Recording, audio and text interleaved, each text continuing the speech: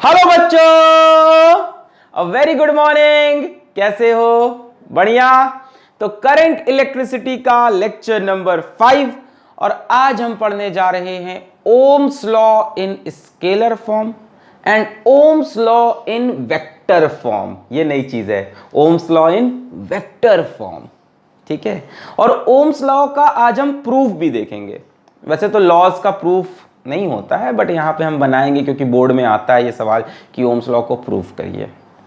एक छोटा सा टॉपिक और पढ़ेंगे, करंट डेंसिटी। शुरुआत के 5-6 मिनट 7 मिनट में करंट डेंसिटी का एक टॉपिक पढ़ लेंगे, छूट गया है और यहाँ पे यूज होगा ohms law in vector form में। करंट डेंसिटी का बाकी इस चैप्टर में कोई खास यूज नहीं है, इसको हम मैग्नेटिज्म में यूज करते हैं, ऑल्दो किताब में दिया रहता है। ठीक है, so yes, my name is Alakh Pandey and this is your खूबसूरत सा चैनल फिजिक्स वाला।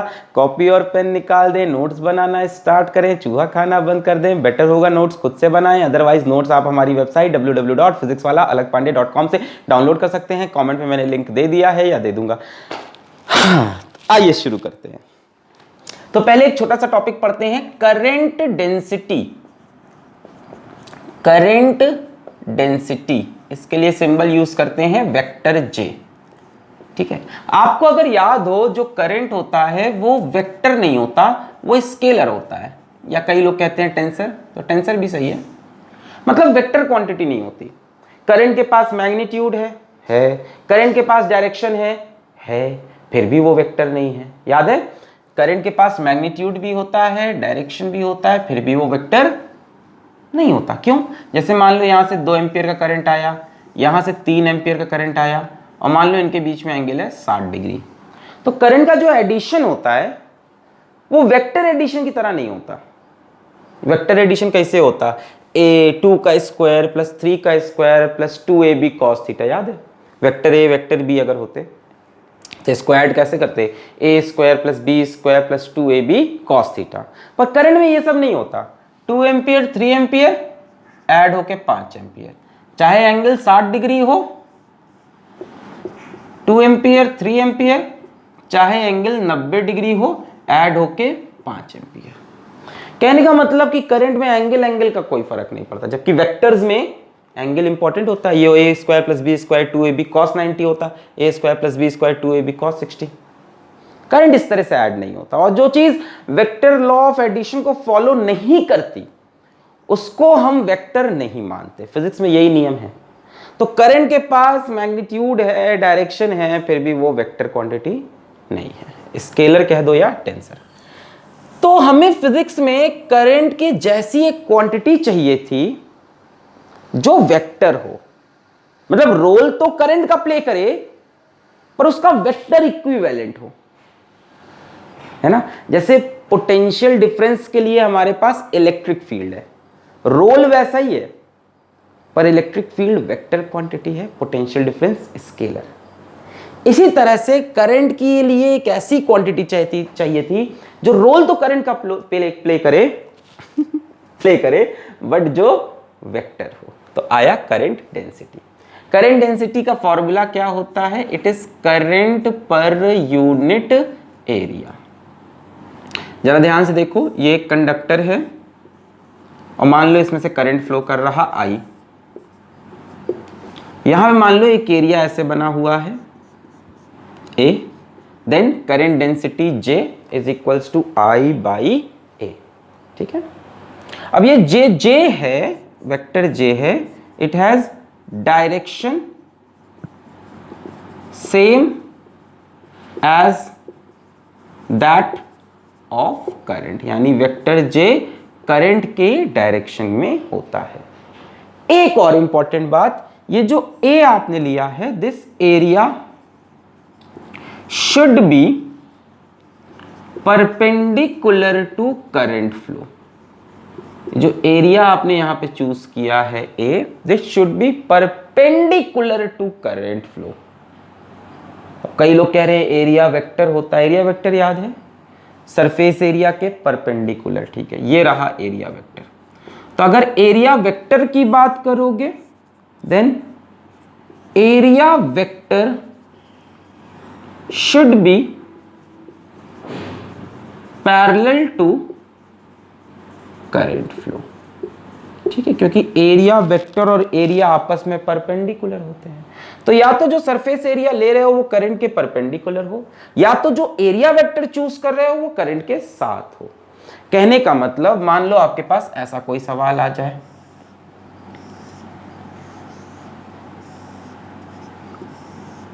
यहां से ये सब पूछा नहीं जा रहा, बेसिकली सवाल आपका यहीं से आ रहा है सिर्फ, फिर भी जैसे मान लो हमें ऐसा एरिया दे दिया एग्जाम में, ठीक है, यहां से मान लो थीटा एंगल पे, अब हमसे कहा करंट डेंसिटी लिखो और ये एरिया की वैल्यू ए ही है, तो क्या इस बार भी current density I by A होगी कि कुछ और होगी? ध्यान से पढ़ो, area should be perpendicular to current flow, यहां परपेंडिकुलर तो है नहीं एरिया, तो आप क्या करोगे, परपेंडिकुलर एरिया निकालोगे। तो इस एरिया का वो कंपोनेंट देखो जो करंट के परपेंडिकुलर है, कौन सा कंपोनेंट होगा, ये वाला a cos थीटा। तो यहां पे j is equals to I upon a cos theta. बोलिए आया? एरिया का वो कंपोनेंट जो करंट के परपेंडिकुलर हो, करंट ऐसे है तो a cos थीटा, देखो क्या हो गया, करंट के परपेंडिकुलर। या तो area vector should be perpendicular to current flow, should be parallel to current flow, area vector current flow के साथ में हो, या एरिया करंट के परपेंडिकुलर हो, है ना। सरफेस एरिया और एरिया वेक्टर अलग अलग चीज होती है, पता है ना। सरफेस एरिया करंट के परपेंडिकुलर, एरिया वेक्टर करंट के साथ। जैसे एरिया वेक्टर से समझना चाहते हो, इसका एरिया वेक्टर ऐसे होगा, देखो सरफेस एरिया के परपेंडिकुलर, है ना, और ये हो गया करंट का डायरेक्शन, ये एंगल थीटा, ये होगा 90 माइनस थीटा, ये हो जाएगा फिर से थीटा। यानी एरिया वेक्टर का वो component, area vector should be parallel to current flow, तो करंट फ्लो के अलोंग कितना कंपोनेंट आएगा, a cos थीटा। तो इससे भी समझ सकते हो, अगर एरिया वेक्टर से देखो तो भी a cos थीटा, और एरिया से देखो तो भी a cos theta. In short ये समझो, ये जो area should be perpendicular to current flow. Vector vector हटाओ, यानी ए ये लो तो लेना है, ऐसे दिया है तो ये वाला ले लो, वो एरिया लो जो करंट के परपेंडिकुलर, बस इतना ही कंसेप्ट था। इसकी यूनिट की बात कर लें जे की, तो ऊपर करंट है एम्पियर में होगा, नीचे एरिया है मीटर स्क्वायर में होगा। बोलो क्लियर है, बोलो क्लियर है, नोट कर लें, इतना ही है यहां से करंट डेंसिटी से। किताब में I बाई ए दिया रहता है, current per unit area, and area should be perpendicular to current flow. छाप लिया, पॉज करके नोट करें, 1 2 3 4, नोट कर लिया। एक रिलेशन और देख लो, अगर मैं बोलूं व्हाट इज आई, तो आप बोलोगे वहां से I is equals to vector J into A cos theta. जरा ध्यान से देखो, अगर ये डायग्राम में बनाऊं तो जिस तरफ करंट है उस तरफ ही जे वेक्टर होगा, direction same as that of I. यानी यहां पे डायग्राम देखो तो जे का डायरेक्शन ये होगा, ए का डायरेक्शन ये होगा, इनके बीच में एंगल थीटा होगा। तो जे ए कॉस थीटा, जब जे और ए के बीच में एंगल थीटा है, क्या हम लिख सकते हैं I is equals to vector J dot vector A. ठीक है, तो ये भी एक रिलेशन आप याद रख सकते हैं, I is equals to vector J dot vector A, I is equals to vector J dot vector A. यहां पे देखो जे भी इधर ए भी इधर, तो जे डॉट, इस वाले सवाल में जे होगा करंट की डायरेक्शन में, ए भी इधर, तो जे डॉट ए क्या आएगा, J A cos zero, I is equals to J A cos zero is 1, तो यहां से J is equals to I by A आ गया। क्लियर है, तो J is equals to I upon A perpendicular, and I is equals to J dot A. बस छाप लें, छाप लिया, क्लियर है इतना, छाप लिया, मिटा दें। ये याद रखना आई बाई ए, यहीं से सवाल आएगा, A should be perpendicular to current flow. अब परपेंडिकुलर नहीं है तो परपेंडिकुलर एरिया निकाल लो, वो ए कॉस थीटा आया, फिर I is equals to J cos theta, यानी जे डॉट ए, यहीं तक है। J is equals to I by A याद रखना है, ठीक है, करंट डेंसिटी से। अच्छा, वेक्टर क्वांटिटी है in the direction of current, current की एक वेक्टर इक्विवेलेंट है, ठीक है। अच्छा, ये हो गई बात। अब हम बात करते हैं आज ओम्स लॉ की, ठीक है। जो आज का टॉपिक है। तो बच्चों ओम्स लॉ हमसे क्या कहता है, ऑल फिजिकल कंडीशंस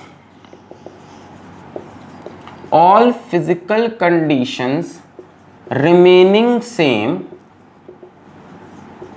जब सारी फिजिकल कंडीशन चेंज ना हो, लाइक सबसे ज्यादा इसमें जो होता है वो टेम्परेचर पे ध्यान दिया जाता है, टेम्परेचर, प्रेशर, ठीक है, ह्यूमिडिटी, मतलब हर चीज, dash dash, all physical conditions remaining same, तब क्या होगा, the potential difference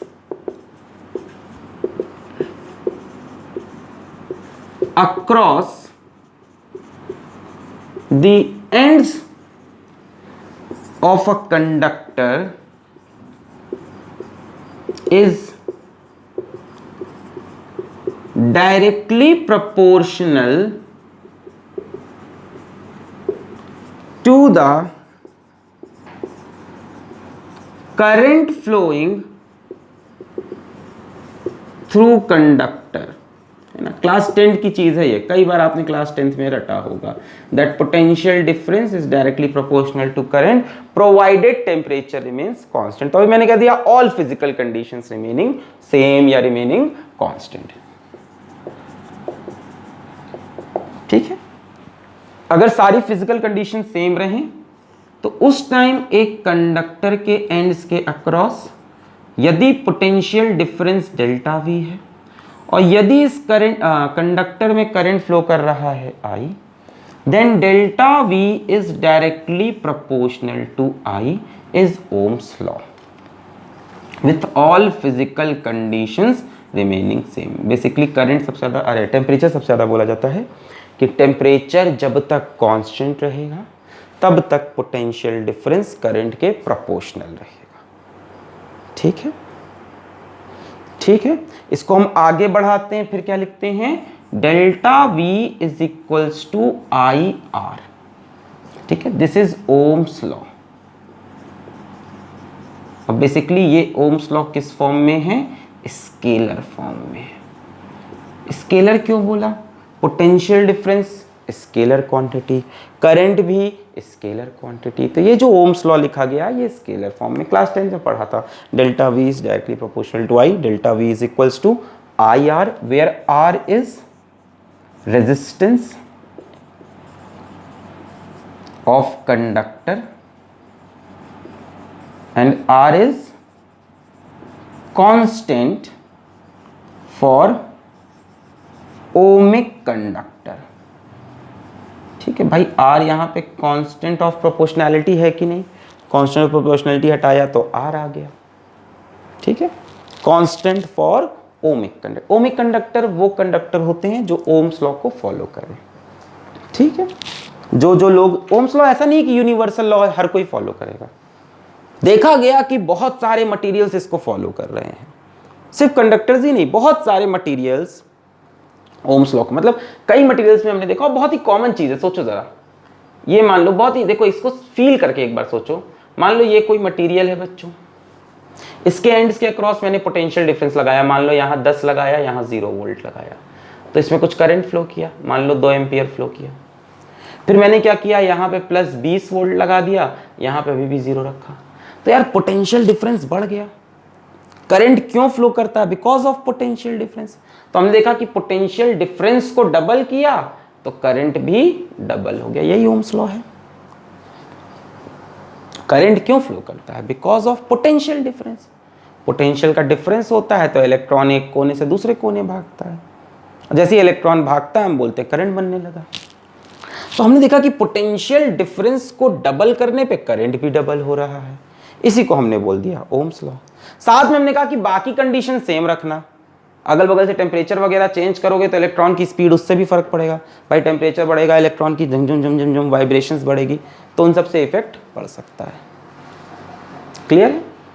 with all physical conditions remaining same और constant, potential difference is directly proportional to current, या delta V is equals to I are.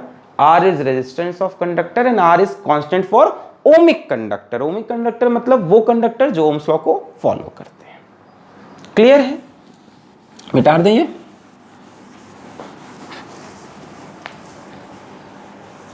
हमने बोला this is Ohm's law in scalar form, और हमने साथ में बोल दिया all physical conditions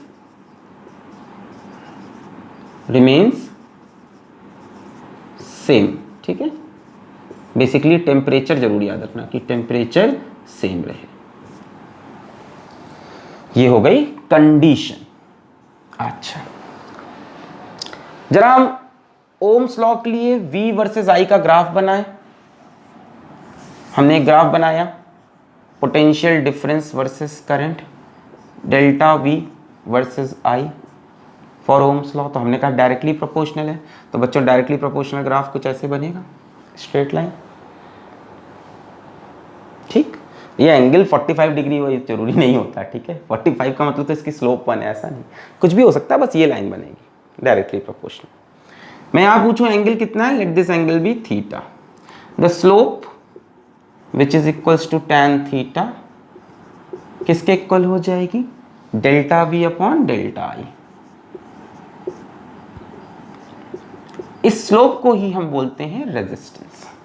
delta I हो I हो, उसी को हम रेजिस्टेंस बोलते हैं।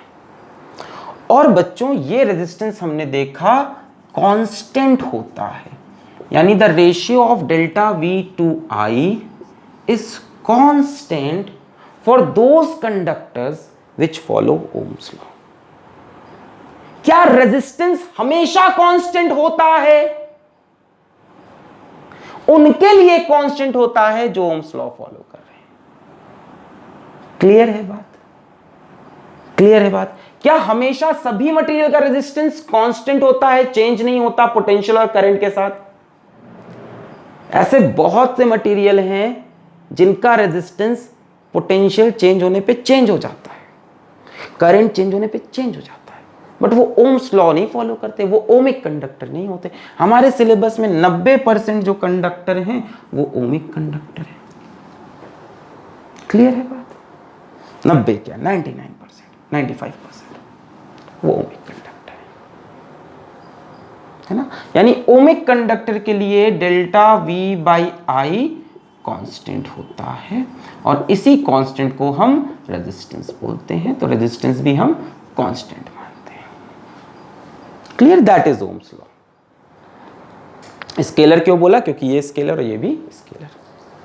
अब हमसे किसी ने कहा कि इस बात को आप प्रूव करिए, बोर्ड में आता सवाल, प्रूव ओम्स लॉ। लॉ का वैसे कोई प्रूव नहीं होता, एक्सपेरिमेंट से मिला है, ये एक्सपेरिमेंटली देखा गया, बट किताबों में कहता है तो हम भी दिखाते हैं। नोट कर ले, मिटा दें। नोट कर लिया? 1 2 3 4 मिटा रहे हैं। ओके, अब उन्होंने हमसे कहा कि इसका प्रूफ दीजिए, तो ठीक है साहब, हम भी प्रूफ देने की कोशिश करेंगे। अच्छा, तो प्रूफ देने जा रहे हैं हम इसका। ठीक है, ओम्स लॉ को हम प्रूफ करेंगे। बच्चों हमने एक रिलेशन पढ़ा था, अगर आपको याद हो, पिछले 2-3 टर्म से चलता आ रहा है, I is equals to VDENA, I is equals to वीना, I इज इक्वल्स टू वीना, VDENA। इसको यूज करेंगे हम, यहीं से प्रूफ करेंगे।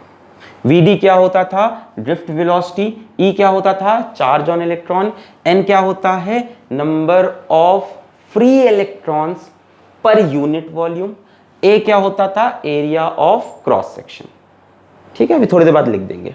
चलो, तो I is equals to drift velocity का फॉर्मूला याद है आपको? EV/mL इंटू टाउ फिर ENA। ये ड्रिफ्ट वेलोसिटी का formula. Drift velocity is equals to E charge on electron, V potential difference across ends of conductor, M mass of electron, L length of conductor, tau average relaxation time. ठीक है, यहां से I is equals to NE square tau A into V upon ML बोल सकते हैं। NE square tau A into V upon, ये आपको I hope पता होगा, पहले लेक्चर से 2-3 लेक्चर हमने यही डिस्कस किया। फर्स्ट 3 लेक्चर में I is equals to V ना, ड्रिफ्ट वेलोसिटी पे पूरा पहला लेक्चर बनाया है। नहीं देखा है तो आप यूट्यूब पे टाइप करें current electricity 01 drift velocity physics वाला, पूरा ही समझाया है। ये इसकी डेरिवेशन बताइए, ये वाले की, ये ड्रिफ्ट वेलोसिटी कैसे इसके इक्वल आया, सब बताया। ठीक है, अब यहां से देखो क्या हम कह सकते हैं, इसको a को इधर लाओ, I बाई ए, सॉरी हमें तो ओम्स लॉ प्रूफ करना है, यहां से हम कह सकते हैं I को इधर ले जाओ, V by I is equals to m l upon n e square tau A, बोल सकते हैं।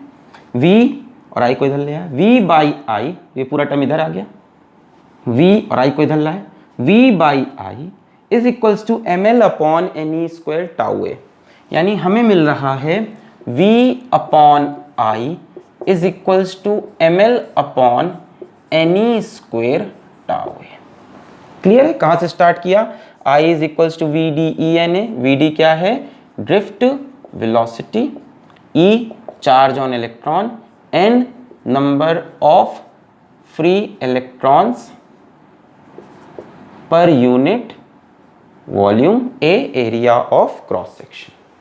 फिर हमने ड्रिफ्ट वेलोसिटी का फॉर्मूला रखा, E charge on electron, V क्या है, पोटेंशियल डिफरेंस, टाउ क्या है, इसको हम बोलते हैं एवरेज रिलैक्सेशन टाइम, M क्या है, मास ऑफ इलेक्ट्रॉन, और L क्या हो जाएगा, लेंथ ऑफ कंडक्टर। ठीक है, अब जरा ध्यान से देखो, M क्या है, यहां फिर से लिखते हैं मास ऑफ इलेक्ट्रॉन, ये तो एक कांस्टेंट क्वांटिटी है, मास ऑफ इलेक्ट्रॉन फिक्स होता है, चेंज नहीं होगा। L क्या है, लेंथ ऑफ कंडक्टर, तो अगर टेम्परेचर कांस्टेंट रहे तो लेंथ ऑफ कंडक्टर कांस्टेंट रहेगी, टेम्परेचर चेंज करोगे तो लेंथ बढ़ जाएगी, कम हो जाएगी, है ना, एक लीनियर एक्सपेंशन या कंप्रेशन हो जाता है ना, कॉन्ट्रैक्शन हो सकता है अगर टेम्परेचर चेंज करोगे। तो this is also constant if temperature constant. और क्या है हमारे पास, n क्या है, नंबर ऑफ फ्री इलेक्ट्रॉन पर यूनिट वॉल्यूम। अब बच्चों गिवन कंडक्टर के लिए ये चीज़ भी क्या होगी, कांस्टेंट। अगर एक ही कंडक्टर है कोई जिसके ऊपर सारा एक्सपेरिमेंट कर रहे हो, तो इसके नंबर ऑफ फ्री इलेक्ट्रॉन पर यूनिट वॉल्यूम तो इसकी खुद की एक प्रॉपर्टी हुई कि इसके यूनिट वॉल्यूम में कितने फ्री इलेक्ट्रॉन बन रहे हैं, ये तो इसकी खुद की एक प्रॉपर्टी हुई। हाँ, दिस कैन चेंज, यानी this is constant if temperature constant, मतलब कहने का कि n भी चेंज हो सकता है टेम्परेचर के साथ। इसको हीट कर दो, हीट करोगे तो क्या होगा भाई, इलेक्ट्रॉन्स कहाँ पे हैं, एटम में। अब हीट कर दोगे, टेम्परेचर बढ़ा दोगे तो इलेक्ट्रॉन्स को एनर्जी मिल जाएगी और वो उछल उछल के एटम से बाहर आ जाएंगे। मतलब n भी कांस्टेंट है, पर तब तक जब तक टेम्परेचर कांस्टेंट है। n क्या है, नंबर ऑफ फ्री इलेक्ट्रॉन पर यूनिट वॉल्यूम। इसका एक यूनिट वॉल्यूम उठा लो, यूनिट वॉल्यूम मतलब 1 मीटर क्यूब उठा लो, उसके अंदर कितने फ्री इलेक्ट्रॉन्स हैं। अभी टेम्परेचर चेंज करोगे तो इसके एटम के अंदर बैठे हुए इलेक्ट्रॉन एक्साइट हो जाएंगे और एक्साइट होके बाहर आ जाएंगे, तो नंबर ऑफ फ्री इलेक्ट्रॉन बढ़ सकते हैं टेम्परेचर चेंज करने पे। E क्या है, चार्ज ऑन इलेक्ट्रॉन, ये तो हमेशा कांस्टेंट रहेगा अनडाउटेडली, कोई टेंशन ही नहीं है, कांस्टेंट। टाउ क्या है, टाउ को हम बोलते हैं average relaxation time between two successive between two successive collision. अब स्पेलिंग गलत हो गई, कोई बात नहीं, बिटवीन टू सक्सेसिव कोलिजन्स। जब करंट फ्लो करता है तो इलेक्ट्रॉन चलता है, मान लो इलेक्ट्रॉन आके यहाँ एक एटम से कोलाइड किया, थोड़ी देर बाद दूसरे एटम से भी कोलाइड किया, तो दो सक्सेसिव कोलिजन्स के बीच में जितने समय तक इलेक्ट्रॉन का कोलिजन नहीं हुआ, जितने देर तक इलेक्ट्रॉन ने रिलैक्स किया, उसको हम बोलते हैं relaxation time between two successive collisions. Tau का मतलब है रिलैक्सेशन टाइम। अब इलेक्ट्रॉन कैसे चलता है, थोड़ी ना आराम से चल के इस एंड से दूसरे एंड पहुंच गया। इलेक्ट्रॉन की ज़िंदगी में भी तकलीफ है सर, तकलीफ तो हमारी जीवन में है। केमिस्ट्री वाले सर आते हैं क्लास में, क्या इनऑर्गेनिक पढ़ाते हैं, इसके जीवन में भी है, लड़ाई झगड़ा है ना। सिर्फ तुम्हारे ही पंगे नहीं होते स्कूल में इसके ज़िंदगी में ही पंगे हैं। देख रहे हो अपने से कितने बड़े से पंगे ले रहा है सर पिटेगा मैं भी पिटता हूँ रोज अच्छा ठीक है, कोई बात नहीं, पर्सनल बात है तो इलेक्ट्रॉन आया, दड़ दड़ दड़ दड़ दड़ लड़ा, तड़ तड़ तड़ तड़ तड़ तड़ तड़ तड़ तड़, ठीक है। और दो सक्सेसिव कोलिजन्स के बीच में इलेक्ट्रॉन को जो आराम करने का समय मिला, जैसे तुम पहले एक बड़े लड़के से पिटे फिर दूसरे बड़े लड़के से पिटे, तो बीच में आराम करना चाहोगे कि नहीं, तो उसी आराम को हम बोलते हैं रिलैक्सेशन टाइम। अब एक इलेक्ट्रॉन तो है नहीं, अनगिनत इलेक्ट्रॉन है, तो सबका अपना अपना रिलैक्सेशन टाइम होता है, दो कोलिजन्स के बीच का, दो सक्सेसिव कोलिजन्स के बीच का। तो सारे इलेक्ट्रॉन्स के रिलैक्सेशन टाइम को देखकर हमने बोला एवरेज रिलैक्सेशन टाइम। मैं कई बार एक्सप्लेन कर चुका हूँ इसको प्रीवियस लेक्चर्स में भी। क्लियर हो गया? ये सब चीजें आपको बहुत अच्छे से देखना है तो 01 लेक्चर देखो ड्रिफ्ट वेलोसिटी, उसमें ये सब पूरा एक्सप्लेन किया है। इसके बाद ए क्या है? Area of cross section. अच्छा, टाउ के बारे में भी एक बात कि ये भी क्या है? कांस्टेंट, पर कब तक? If temperature constant. सोचो टेम्परेचर बढ़ा दे, टाउ भी कांस्टेंट, अगर मान लो टेम्परेचर बढ़ा दो, तो ये इलेक्ट्रॉन और तेज डिस्को करेगा, टिंग टिंग डिंग डिंग डिंग डिंग डिंग डिंग डिंग, एनर्जी मिल जाएगी ना इसको, टिंग डिंग डिंग डिंग डिंग, धाड़ धाड़ धाड़ धाड़ धाड़ धाड़ धाड़ धाड़ धाड़, यानी इसके कोलिजन्स जल्दी जल्दी होने लगेंगे, यानी टाउ डिक्रीज कर जाएगा। टेम्परेचर बढ़ाने पे फ्री इलेक्ट्रॉन्स बढ़ जाते हैं, टेम्परेचर बढ़ाने पे क्या होता है? एनर्जी मिलती है, इलेक्ट्रॉन बाहर आते हैं, और टेम्परेचर बढ़ाने पे इलेक्ट्रॉन जल्दी जल्दी चलने लगते हैं, धा धा धा धा धा धा धा, वाइब्रेशन तेज तेज होता है तो लड़ते जल्दी हैं, तो रिलैक्स करने का टाइम मिलता है, तो टाउ डिक्रीज करता है, ये बढ़ता है ये डिक्रीज, यानी टेम्परेचर चेंज करने पे दोनों भी change. A is area of cross section, this is also constant if temperature constant. भाई टेम्परेचर चेंज करोगे तो कोई भी मटेरियल एक्सपैंड या कॉन्ट्रैक्ट करेगा तो एरिया चेंज हो सकता है। तो अब आप ध्यान से देखो, यहाँ जितनी भी क्वांटिटीज हैं या तो वो कांस्टेंट है, जैसे मास तो हमेशा कांस्टेंट है, चार्ज ऑन इलेक्ट्रॉन कांस्टेंट है, या तो वो तब तक कांस्टेंट है जब तक टेम्परेचर कांस्टेंट है, यानी V by I is equals to constant if temperature constant, मतलब फिजिकल कंडीशंस अगर कांस्टेंट रही, then the potential difference across the ends of conductor upon current is constant। constant का मतलब V is proportional to I भी कह सकते हैं। Proof तो हो गया, यही तो प्रूफ करना था ना, delta V by I is equals to V, delta V इस बार V बोल दिया हमने पोटेंशियल डिफरेंस को, डेल्टा V बोलो, V बोलो, V बाई आई कांस्टेंट, इसका मतलब क्या हुआ? V is proportional to I। भाई V बाई आई कांस्टेंट का मतलब क्या है? V is proportional to I, इधर आई जाएगा तो V is equals to constant into I, तो V is proportional to I, और यही कॉन्स्टेंट किसके इक्वल होता है? रेजिस्टेंस के। This is equal to resistance, ml upon n square tau is resistance. Clear है? तो we have proved Ohm's law, और इसमें ये भी बात दिख रही है कि V बाई आई का रेशियो तभी तक कांस्टेंट है जब टेम्परेचर कांस्टेंट, टेम्परेचर चेंज करोगे लेंथ चेंज होगी, number of free electron change होंगे, रिलैक्सेशन टाइम चेंज होगा, एरिया चेंज होगा। So V by I is constant. कहाँ से स्टार्ट किया? I इज इक्वल्स टू वीना से, और ड्रिफ्ट वेलोसिटी का फॉर्मूला वो रखा, प्रूफ किया। ठीक है, अब पढ़ते हैं ohms law in vector form.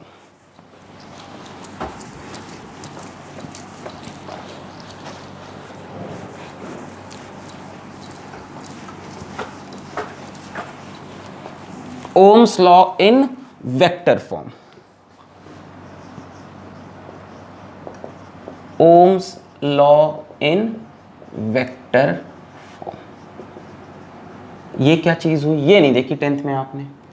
अभी तक आपको पता है delta V is directly proportional to I, ये स्केलर फॉर्म हुआ, या ऐसे बोल दो delta V is equals to I into R, ये आपका स्केलर फॉर्म था, ये सबको पता था। वेक्टर फॉर्म में क्या किया हमने? डेल्टा V की जगह एक वेक्टर लेके आए, करंट की जगह भी एक वेक्टर लेके आए। अच्छा, पोटेंशियल डिफरेंस का वेक्टर इक्विवेलेंट कौन होता है? मतलब ऐसी कोई क्वांटिटी जो काम तो इसी का करे बट हो वेक्टर, इलेक्ट्रिक फील्ड।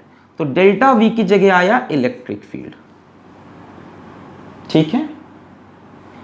और करंट की जगह वेक्टर क्वांटिटी आज ही पढ़ी आपने, करंट डेंसिटी J, और R की जगह आया rho, E vector is equals to J vector into rho. This is Ohm's law in vector form.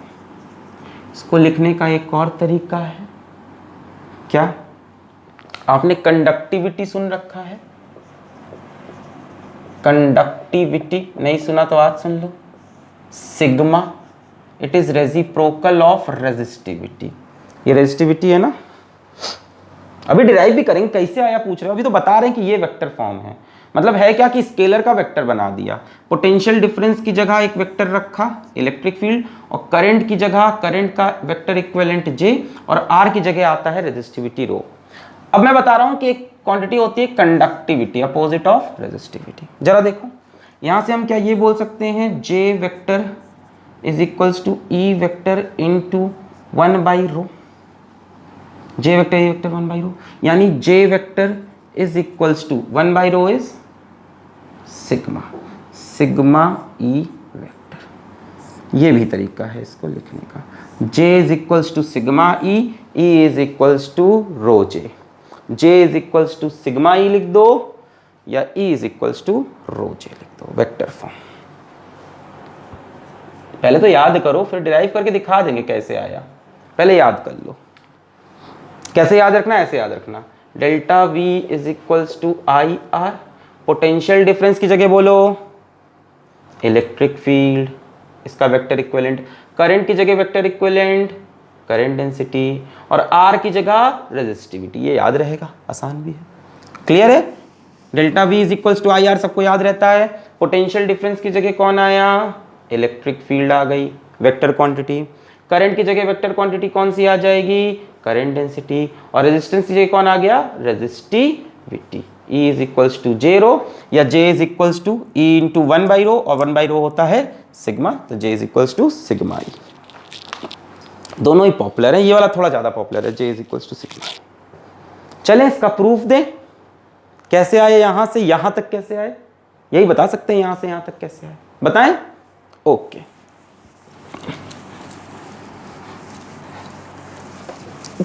चलो देखते हैं। अभी तक आपने ये पढ़ा था पिछले बार जो अभी डेरिवेशन किया था कि V/I is equals to ml upon n e square tau A, और बच्चों यही क्वांटिटी रेजिस्टेंस कहलाती है, ml upon n e square tau A. अच्छा अब देखो हम क्या करने जा रहे हैं, ध्यान से, V अपॉन L, L को इधर लाए, is equals to m upon n e square tau into I upon A. बोलो ये सही है, यहां तक तो कर चुके थे पिछली बार। कहां से स्टार्ट किया था हमने, स्टार्ट किया था I is equals to VDE/NA, करते करते करते यहां तक आए थे, तो वो पूरा रिपीट कर लेना। अगर एग्जाम में कहता है कि ohms law in vector form को प्रूफ करके दिखाओ, कहता है इसको प्रूफ करके दिखाओ, प्रूव करके दिखाओ, ठीक है। तो यहां से यहां तक तो चल लोगे तुम। फिर क्या किया मैंने, V/L is equals to I/A into this.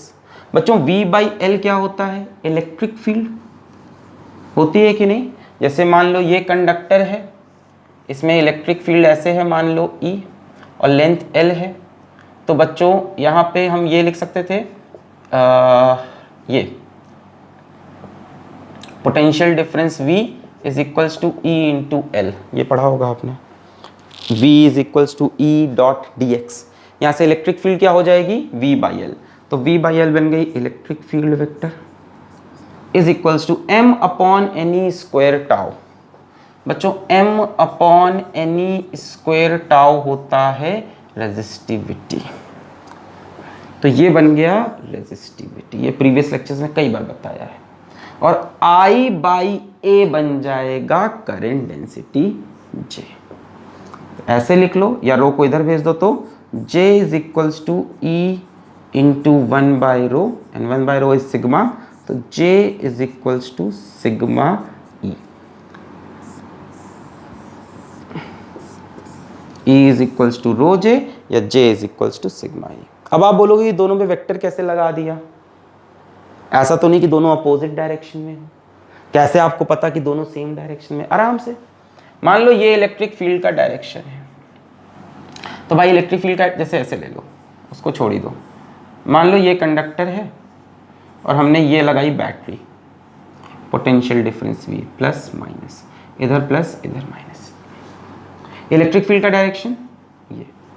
Current कहाँ से कहाँ फ्लो करता है, पॉजिटिव टर्मिनल से नेगेटिव, यानी करंट का डायरेक्शन ये, जिधर करंट का डायरेक्शन उधर ही जे का डायरेक्शन, यानी जे और ई का डायरेक्शन क्या है, सेम है। क्लियर हो गई बात। बैटरी लगा के देखा प्लस माइनस, तो इलेक्ट्रिक फील्ड प्लस से माइनस, करंट भी पॉजिटिव से निकल के नेगेटिव में, जिधर करंट उधर जे, यानी दोनों पे वेक्टर लगाना भी सही है। और ये रो के इक्वल होता है, ये प्रीवियस कई लेक्चर्स में आया, m/ne² टाउ इज रो।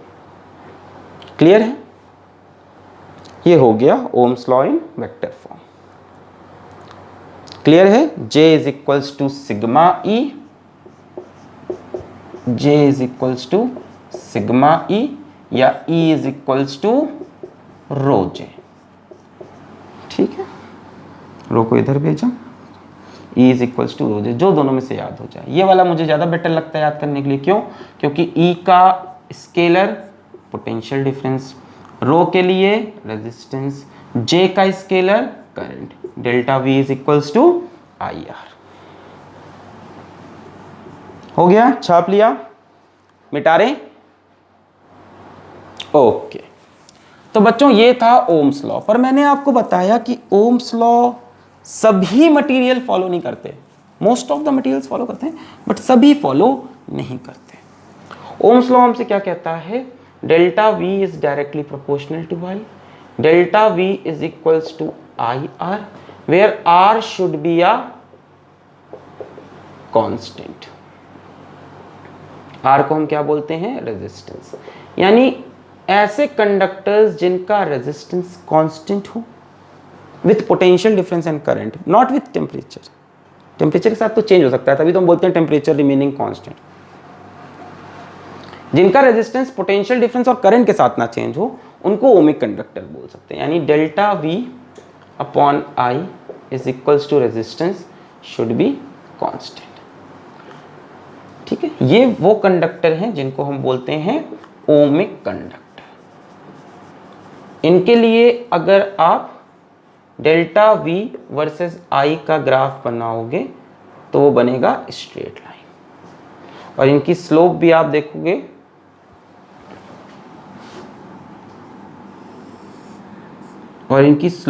देखोगे तो वो समय के साथ चेंज नहीं हो रही। इनकी जो स्लोप है, जो इनका tan थीटा है, जो इनका डेल्टा V बाई I है, that is resistance and that is constant. अब देखो, कुछ होते हैं नॉन ओमिक कंडक्टर जो ओम्स लॉ को फॉलो नहीं करते। तो नॉन ओमिक कंडक्टर का delta V versus I graph कैसा बनेगा, जैसे मान लो ऐसा ग्राफ बन जाए। ठीक है,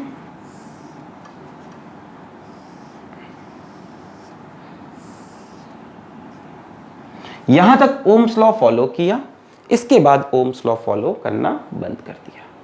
ध्यान से देखो, इसका delta V by I constant नहीं है, यानी ऐसे मटेरियल्स का रेजिस्टेंस कांस्टेंट नहीं होता। इसकी स्लोप देखो लगातार चेंज हो रही है, रेजिस्टेंस है इसके पास बट वो कांस्टेंट नहीं है। This is a behaviour of conductors at high current. कोई भी कंडक्टर ले लो, उसको बहुत ज़्यादा करंट दे दो तो वो ओम्स लॉ को फॉलो नहीं करता। ठीक है, यानी कंडक्टर भी ओम्स लॉ को फॉलो करते हैं एट लोअर करंट या एट मीडियम करंट। बहुत रिलेटिवली हायर करंट्स पे जाके ये भी फॉलो करना बंद कर देते हैं।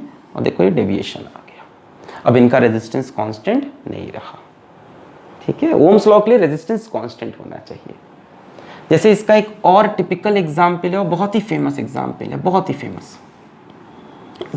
फेमस एग्जाम्पल है, सेमी कंडक्टिंग डिवाइस है, एक डायोड का एग्जाम्पल दिखा रहे हैं। Semiconductors are non ohmic conductor, Ohm's law को फॉलो नहीं करते। यहाँ हमने करंट लिया और ये करंट मिली एम्पियर में होता है। अब ये क्यों ऐसा होता है ये आप समझोगे जब आप डायोड पढ़ोगे, और पोटेंशियल लिया वोल्ट्स में। तो सिलिकॉन है या जर्मेनियम है, दोनों में से किसी का भी हम जब पीएन डायोड बनाते हैं, पीएन डायोड बनते हैं, तो हम देखते हैं कुछ ऐसा ग्राफ बनता है। शुरू में करंट है ही नहीं, और फिर स्टार्ट हुआ तो कुछ ऐसे, और थोड़ी देर बाद जाके ओम्स लॉ को फॉलो करने लग गया, पर शुरू में नहीं कर रहा। ठीक है, इसको हम बोलते हैं फॉरवर्ड बायसिंग। इसमें नेगेटिव पोटेंशियल का भी कॉन्सेप्ट होता है। इसका ग्राफ जब बनाया तो हमने देखा ऐसा बना,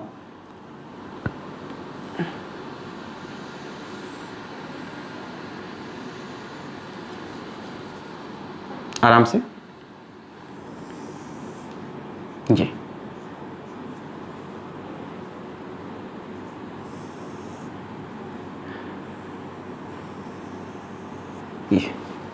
और ये जो करंट होता है रिवर्स बाइस्ड करंट बोलते हैं, ये माइक्रो एम्पियर में होता है।